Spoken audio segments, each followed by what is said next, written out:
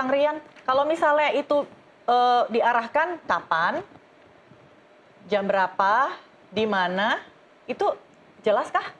Ya, kalau permainan catur itu saya kasih sekak-seter aja ya, biar lebih seru. Jadi begini, tidak mudah untuk saksi Dede maupun saksi eh, AF? Liga Akbar untuk mencabut keterangannya. Ya, itu tidak mudah. Bahkan di situ nanti saya menganggap beliau ini adalah orang yang terlibat dalam justice collaborator. Jadi Oke. dia akan menjadi sahabat eh, penegak keadilan.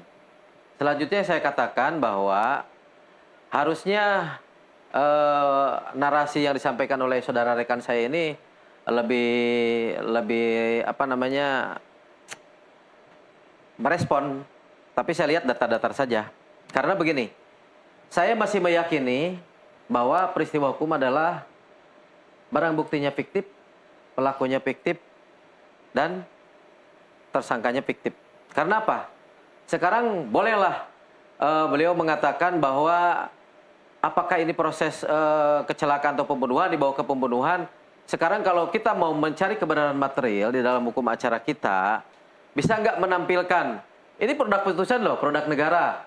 Ya, yang seperti saya bilang, samurai panjang, samurai pendek itu udah menjadi suatu peristiwa hukum yang sering didalilkan di pengadilan. Saya tanya, mana sih samurainya? Terus dipukul dengan balok bambu, mana sih bambunya?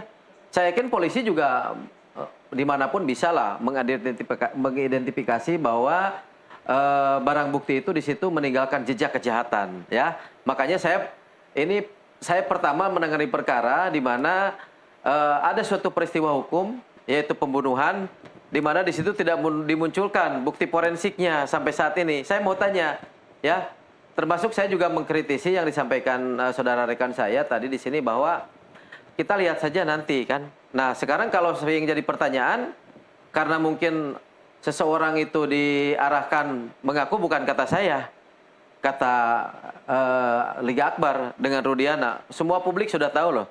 Dan apa yang terjadi ketika sekarang yang dilakukan oleh AE pun melakukan hal yang sama.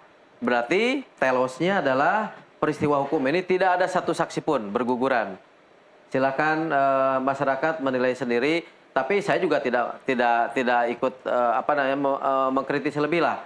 Yang jelas saudara rekan kita ini dalam membela Rudiana itu bagaimana beliau melindungi hak asasi manusia Rudiana. Ada asas praduga tak bersalah. Mungkin juga publik yang salah, AF yang salah, Dede yang salah, Liga Akbar salah, atau Pak Rudiana yang salah. Tetapi dengan apa yang saya sampaikan tegaskan di sini bahwa saya mewakili seorang anak Sakatatal. Bahkan di Undang-Undang Nomor 11 Tahun 2012 di ayat 3 di situ dikatakan sebetulnya dulu sudah diupayakan anak Sakatatal ini untuk didampingi. Nah, bunyi dari pasal tersebut anak Sakatatal itu seharusnya tidak ditahan. Ya, sehingga boro-boro jangan ditahan kan. Sekarang sudah menjadi barang bukti.